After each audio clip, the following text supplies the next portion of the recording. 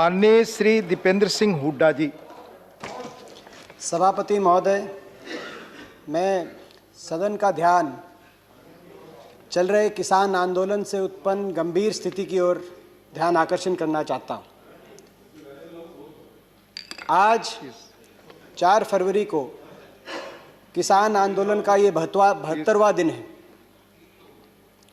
सारी सर्दी बारिश में लाखों की तादाद में लोग किसान आंदोलन में शामिल हैं।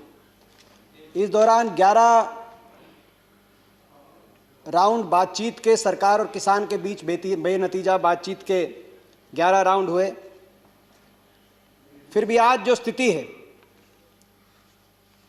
टिकरी बॉर्डर पे पहली ट्रैक्टर ट्रॉली से आखिरी ट्रैक्टर ट्रॉली तक 4-5 लेन 17 किलोमीटर लंबा धरना, सिंगू बॉर्डर पे पहली ट्रैक्टर ट्रॉली से आखिरी ट्रैक्टर ट्रॉली तक 21 किलोमीटर लंबा धरना, अलग अलग गाजीपुर बॉर्डर पे बाकी जगह कई लाख लोग आज भी इन धरना स्थलों पर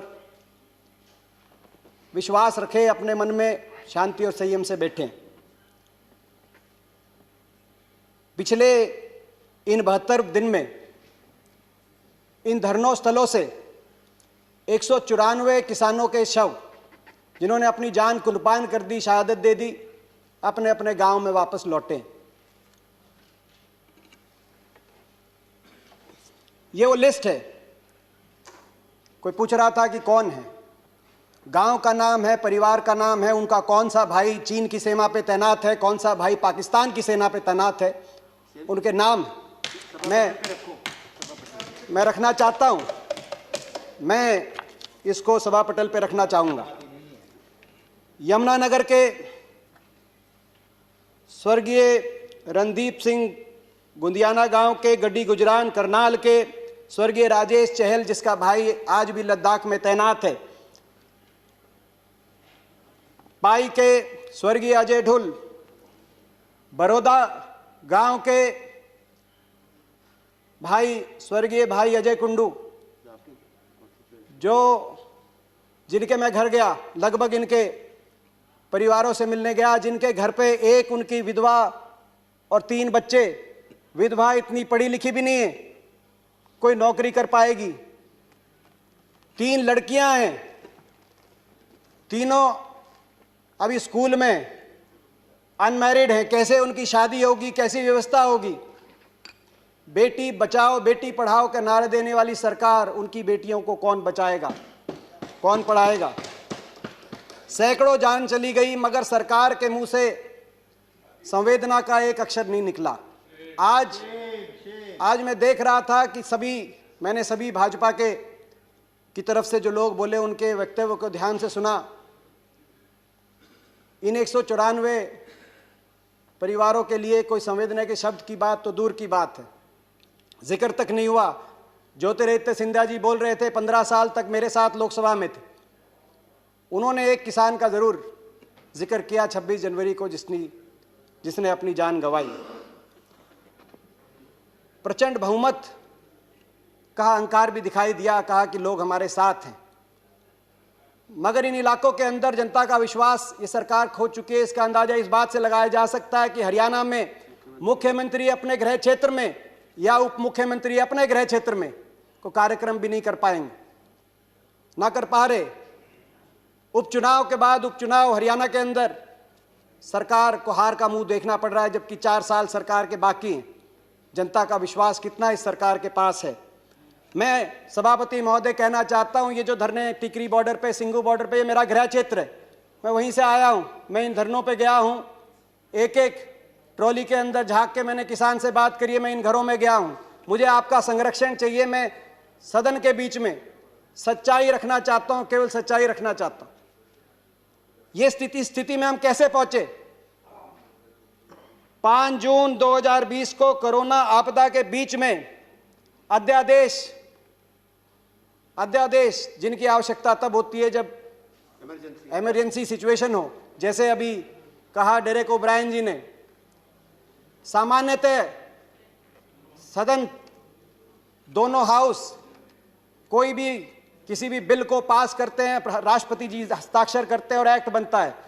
अध्यादेश जब राष्ट्रपति जी के हस्ताक्षर से एक्ट कानून लागू हो जाए और उसके बाद दोनों सदनों को केवल एक रबर स्टैंप की तरह उसको पारित करने के लिए प्रयोग किया गया। आंदोलन शुरू हो गया पंजाब में, 6 महीने तक आंदोलन चलता रहा। हरियाणा और पंजाब में कहीं पिपली में लाठीचार्ज हुआ तो कहीं पंजाब के एक एक टोल पे किसान बैठा, मगर उनकी सुनवाई नहीं हुई। और 6 महीने के बाद शांतिपूर्ण तरीके से वो किसान उठकर उन्होंने फैसला किया कि रामलीला ग्राउंड में जाके धरना देंगे।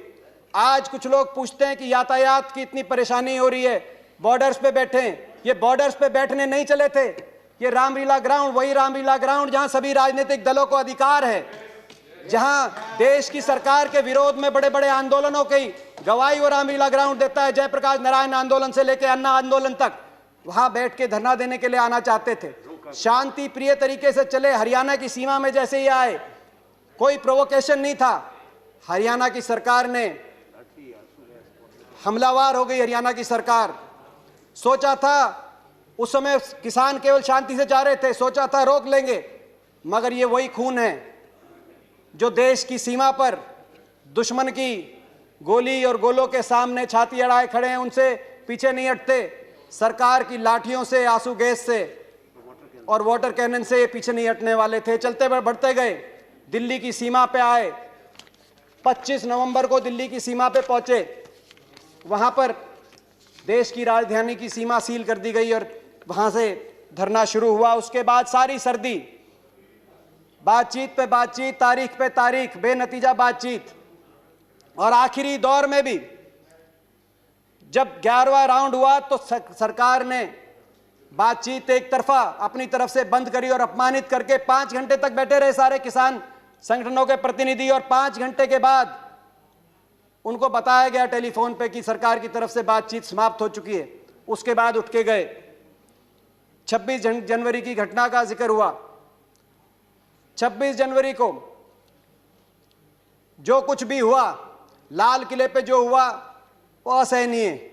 कहीं कोई उपद्रव होता है, असहनीय। उसकी जांच भी होनी चाहिए, जो दोषी भी हों उनके खिलाफ कड़ी से कड़ी कार्रवाई भी होनी चाहिए। लेकिन न्याय का तकाजा है, दोषी तो बचे नहीं मगर निर्दोष फंसे नहीं। यह व्यवस्था है न्याय की हमारे देश में।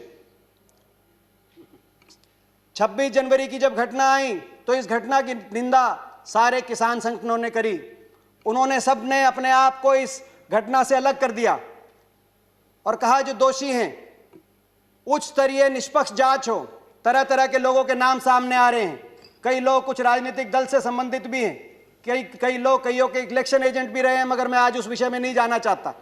उनके नाम सामने आ रहे हैं, सारे तथ्य सामने आए, दोषियों के खिलाफ सजा हो। सारे किसान संगठनों ने कहा उनकी बात पे यकीन किया जाना चाहिए। इसीलिए किया जाना चाहिए कि ये 2.5 महीने से बैठे, मेरे इलाके में बैठे, मेरे गृह क्षेत्र में बैठे। 2.5 महीने में पुलिस के थानों से आप पता करा लिए सभापति महोदय, लाखों की तादाद में बैठे हैं। किसी को तंग करने की बात तो दूर है, किसी की तरफ हिंसा की बात तो दूर है, किसी एक रेडी वाले से एक मूंगफली और एक केला भी अगर किसी ने छीना हो, इन किसानों ने किया हो, एक कंप्लेंट पुलिस में आई हो, या 26 जनवरी को भी किसी दिल्ली के थाने में एक कोई दुकानदार, एक कोई रेडी वाला पहुंचा हो कि ये मूंगफली भी ली है किसी ने, वहां जाके आप पता करिए। लोग कहेंगे कि किसान ने अपना भी हमारे साथ, अपने साथ साथ हमारा भी भोजन का इंतजाम यहाँ पे जहाँ पे बैठे हैं उन्होंने किया है। इनकी बात पे इसीलिए भी यकीन किया जाना चाहिए कि इन धरनों से 200 लाशें, लगभग 194 लाशें जब वापस गई, आदमी विचलित हो जाता है, उत्तेजित हो जाता है। गुलाम नबी आजाद साहब ने बड़े बड़े किसान आंदोलनों की याद दिलाई इस सदन को और कहा कि हर आंदोलन में सरकार झुकी थी, चाहे ब्रिटानिया सरकार हो या आजाद भारत की सरकार। और यह आंदोलन इसलिए अलग है क्योंकि सरकार झुक नहीं रही। एक और वजह से आंदोलन अलग है, चाहे वो पगड़ी समाल जट्टा आंदोलन हो 1905 का, चाहे वो चंपारण सत्याग्रह हो, चाहे वो बरदौली का आंदोलन हो गुजरात का। किसी आंदोलन में इतने किसानों ने अपनी जान कुर्बान नहीं करी जितने इस आंदोलन में किसान कर। मगर ये विचलित नहीं हुए, लाशें इन धरनों से अपने अपने गांव में जाती रही। विचलित नहीं हुए, शांति से संयम से बैठे रहे। इनकी नीयत का अंदाजा उससे लगाना चाहिए देश को। न्याय का तकाजा था, दोषी बचे नहीं और निर्दोष फंसे नहीं। लेकिन क्या हुआ इस घटना के बाद? इस घटना के बाद निर्दोष लोगों पर को निशाना बनाया गया। झूठे मुकदमे किसान पर, पत्रकारों पर। किसान आंदोलन को बदनाम करने के लिए मीडिया का एक तबका, साजिशें और षड्यंत्र बड़े बड़े रचे जाने लगे। किसान की आवाज को कुचलने के लिए प्रचार तंत्र हमलावर हो गया, प्रचार तंत्र झोंक दिया गया। प्रजातंत्र नहीं, प्रचार तंत्र। आज ये प्रजातंत्र नहीं है, प्रचार तंत्र है। प्रचार से, प्रचार के लिए, प्रचार द्वारा प्रचार तंत्र। देशद्रोही बताया गया जो इन धरनों में बैठे हैं, देशद्रोही बताया गया। कहा कि आतंकवादी हैं, चीन पाकिस्तान से फंडेड हैं, गद्दार हैं। मैं पूछना चाहता हूं, जो बाप यहां बैठा है जिसको गद्दार बताया जा रहा है, देशद्रोही बताया जा रहा है, उसका बेटा चीन की सीमा पे तैनात है। अगर वो गद्दार है तो वो उसका बेटा क्या है? मैं सदन से पूछना चाहता हूं।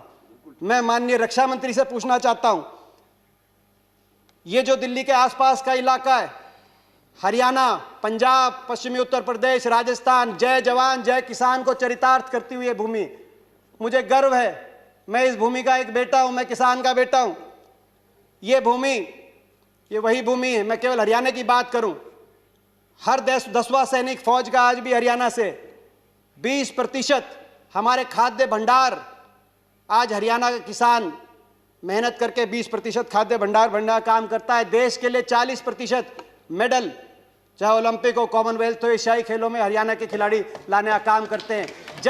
जब ओलंपिक में और एशियाई खेलों में उस किसान का बेटा देश का झंडा ऊंचा करे, उस किसान का बेटा जब सीमाओं से तिरंगे में लिपट के शहादत देकर वापस आए, आज उस किसान को तिरंगे के ऊपर उपदेश दिए जा रहे हैं। मैं पूछना चाहता हूं, उससे ज्यादा कौन देशभक्त हो सकता है? मैं पिछले हफ्ते बताऊं, मैं अपने इलाके की बताना चाहता हूं, इस इलाके के बारे में।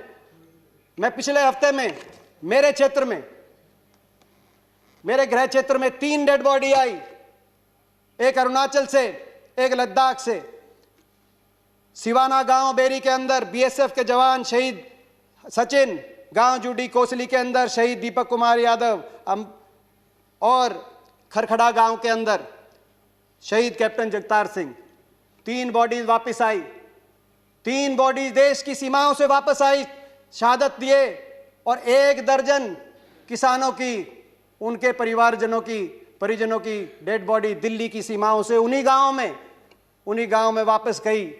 मगर दुर्भाग्य यह है उसी जवान को, उस जवान और उस किसान को आमने सामने खड़ा कर दिया गया है। उनके बीच में कंक्रीट की दीवार और कीलें लगा दी गई हैं। मैं कहना चाहता हूं सरकार से, दिल्ली की सीमा पर लगी हुई ये कीलें लोकतांत्रिक मूल्यों के ताबूत में सियासत की कीलों के रूप में आपने लगाई हैं। मगर यह भी मैं बोलना चाहता हूं आपसे, हृदय से बोलना चाहता हूं, लाठी तंत्र कभी लोकतंत्र को नहीं हरा सकता। देश का अन्नदाता कभी धनाढ्य और उद्योगपतियों का गुलाम नहीं बन सकता। इन कीलों को, इन नफरत की कीलों को, किसान इन नफरत के कीलों को जो उगाया है सरकार ने, नफरत की कीलों की जो खेती की है, इसकी भी कटाई किसान अपने प्यार की दराती से करना जानता है। इस सब के बाद भी सच आएगा। सच में ताकत है, सच आएगा। इंटरनेट, आज मेरे पूरे इलाके के अंदर इंटरनेट बंद है। आपके इंटरनेट, आपकी दीवारें, आपके पहरे, आपकी कीलें सच को रोक नहीं पाएंगी। सच बाहर आएगा, एक दिन सच जरूर आएगा और हम न्याय और अन्याय की लड़ाई जरूर जीतेंगे। एक आशा जगी थी प्रधानमंत्री, 3-4 दिन पहले एक बात आई प्रधानमंत्री जी की तरफ से कि मैं दूर नहीं हूं, एक टेलीफोन कॉल, मैं बहुत नजदीक हूं, एक टेलीफोन कॉल की इंतजार है। आशा कुछ जगी थी। मगर मैं पूछना चाहता हूं, उसके बाद 4-5 दिन से हुआ विपरीत। जैसे ही प्रधानमंत्री जी ने ये कहा, अगले दिन सीमेंट की मोटी मोटी दीवारें, 15-15 बैरिकेड लेयर की बैरिकेडिंग, हजारों की तादाद में हथियारों से लैस पुलिस बल, और यहाँ तक कि इंटरनेट, मेट्रो, बिजली, पानी और शौचालय की जो टेम्परेरी टॉयलेट लगे हुए थे वो फैसिलिटी भी वहाँ से अगले दो प्रधानमंत्री जी के बाद के तुरंत बाद हटा दी गई। शौचालय, स्वच्छ भारत का नारा देने वाली सरकार, जहाँ इन धरनों से लाखों किसान जहाँ डटे हुए हैं, वहाँ से शौचालय को भी हटवाने का काम कर रही है। दुश्मन की फौज को भी सरेंडर कराते हैं, वहाँ भी पानी का और शौचालय का इंतजाम कराते हैं। मैं पूछना चाहता हूँ, ये कौन है? प्रधानमंत्री जी तो कह रहे हैं कि हम किसान के नज़दीक है, भाई एक फ़ोन कॉल दूर हैं। मैं पूछना चाहता हूँ कौन है जो मगर प्रधानमंत्री जी और किसान के बीच में दूरियां पैदा कर रहा है पिछले 3-4 दिन में? ये किसान देश की राजगद्दी पे कब्जा करने नहीं आए। ये किसान क्या मांग रहे हैं? ये केवल ये मांग कह रहे हैं कि जो सरकार ने दिया है उसको भी लौटाना हम चाहते हैं। जो जिस हाल में हम थे, जो हमारे पास बचा था, उनको इन 3 कानूनों के माध्यम से ना छीनो, केवल ये गुहार करने आए हैं। किसान आखिर आपसे क्या मांग रहा है? एमएसपी को बचाने की और उसको मजबूत करने की लड़ाई किसान लड़ रहा है। वही एमएसपी जो संविधान सभा में 1948 में सबसे पहले मेरे स्वर्गीय दादाजी चौधरी रणबीर सिंह जी ने जिसकी मांग करी थी कि किसान को न्यूनतम समर्थन मूल्य उसकी फसल पे देना पड़ेगा, किसान को बचाना है, तो उस एमएसपी को मजबूत करने, उस एमएसपी को बचाने के लिए किसान लड़ाई लड़ रहा है। उस एपीएमसी और उस मंडी व्यवस्था को बचाने के लिए किसान लड़ रहा है जो चौधरी छोटू राम ने 1938 में जॉइंट पंजाब, पेशावर से पंजाब तक, पेशावर से पलवल तक जब एक राज्य था, उस समय जब मंडी व्यवस्था बनी थी, उस मंडी व्यवस्था को मजबूत करने के लिए किसान लड़ाई लड़ रहा है। उस उपभोक्ता को बचाने के भी लिए लड़ाई लड़ रहा है जो एसेंशियल कमोडिटी एक्ट से जो भंडारण, असीमित भंडारण। माननीय दीपेंद्र जी कंक्लूड करिए, आपका समय हो गया। ऑलरेडी समय अधिक हो गया। हाँ, समय अधिक हो गया। तो उस उपभोक्ता को बचाने के लिए भी लड़ाई लड़ रहा है। जो उपभोक्ता, जो असीमित भंडारण, जमाखोरी की छूट के बाद किसान कह रहा है कि मुझसे अगर आप सस्ते में खरीद कर उसको भंडारण करके और उपभोक्ता को बहुत महंगे में बेचेंगे तो जो मुनाफाखोरी होगी उससे उपभोक्ता को भी बचाना है। उस उपभोक्ता के लिए भी किसान लड़ाई लड़ रहा है। किसान ये लड़ाई लड़ रहा है। आज किसान इनके साथ साथ अपने स्वाभिमान, अपने आत्मसम्मान की भी लड़ाई लड़ रहा है। मैं सदन के माध्यम से इस सरकार से एक किसान के बेटे होने के नाते हाथ जोड़ के मैं कहना चाहता हूं, स्थिति की गंभीरता समझें।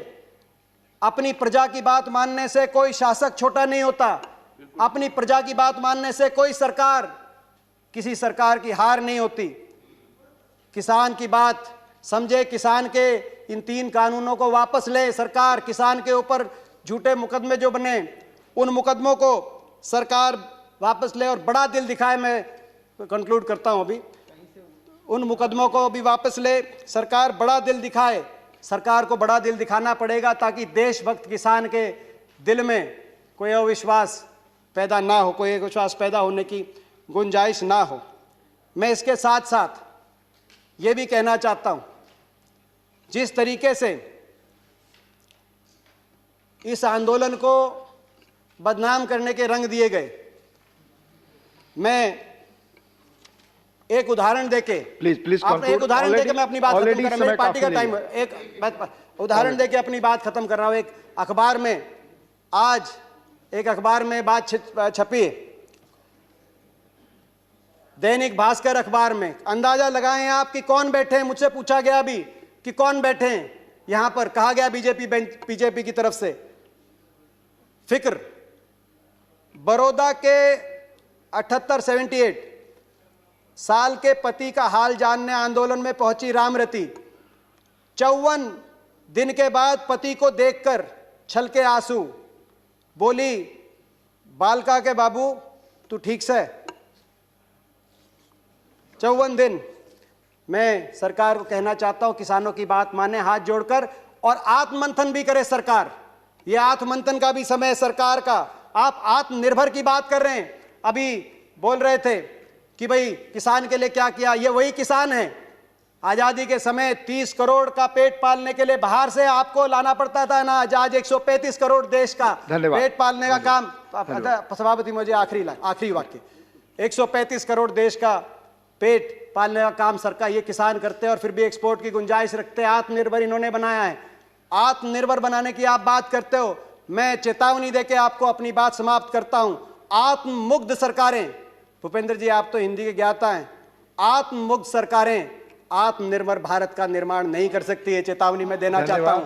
और एक वाक्य के साथ अपनी बात खत्म करता हूं। जय जय जवान, जय किसान, जय हिंदुस्तान। धन्यवाद दीपेंद्र जी।